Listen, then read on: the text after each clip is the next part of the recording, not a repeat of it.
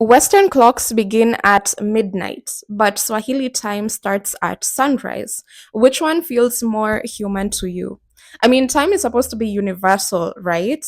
Wrong. In Kiswahili and many other African languages across East Africa that tell time in this way, even time itself refuses to be colonized.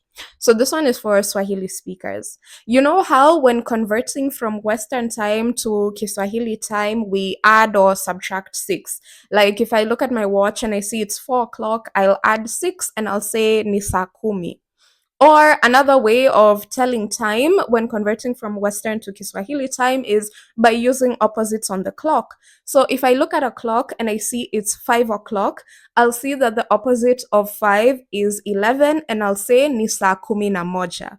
But why do we do this? Well, it's because in Western time, the day starts at midnight, an invisible time when most of us are asleep. But in Kiswahili time, the day starts at sunrise at around 6 a.m. when life for the day begins.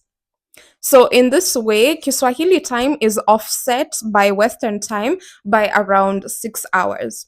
So in Kiswahili time, 7 a.m. would mark the first full hour of the day, like the first hour since sunrise. So that's why 7 a.m. is saa moja asubuhi, the first hour of the morning, the first hour of the day. In Western time, this would be 1 a.m., the first hour since midnight. So when you're telling the time in Kiswahili, you're basically just saying how many hours it's been since sunrise or since sunset. So for example, 8 in the morning would be saa mbili asubuhi, the second hour since sunrise. 9 a.m. would be saa tatu asubuhi, the third hour since sunrise, and so on and so forth.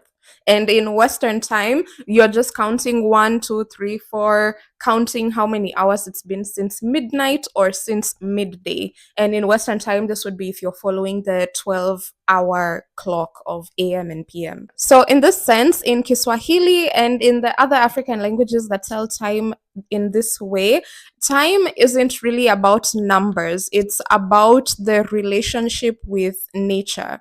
It's about rhythm, experience, it's embodied and it's alive. And of course, telling time this way makes sense to us because Swahili speaking communities and other languages that tell time in this way are found along the equator, where we have an equal amount of day and night all year round because the sunrise and sunset happens at roughly the same time every day all year round, around 6 a.m. and 6 p.m.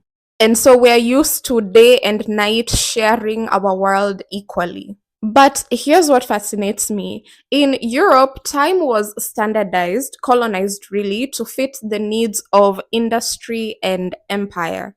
Midnight became the starting point of the day because the clock, not bodies, dictated rhythm. So when Kiswahili and other African languages that function the same way with time refuse that, when they insist that the day starts with the sun, it's more than just a linguistic difference, it's temporal disobedience. A reminder that time isn't neutral, it's cultural, political, and even spiritual. So asante kwa kutazama, tafakari hayo, and I will see you in the next one. And if you enjoyed this series on temporal disobedience, remember to like, share, and follow for more. Asante.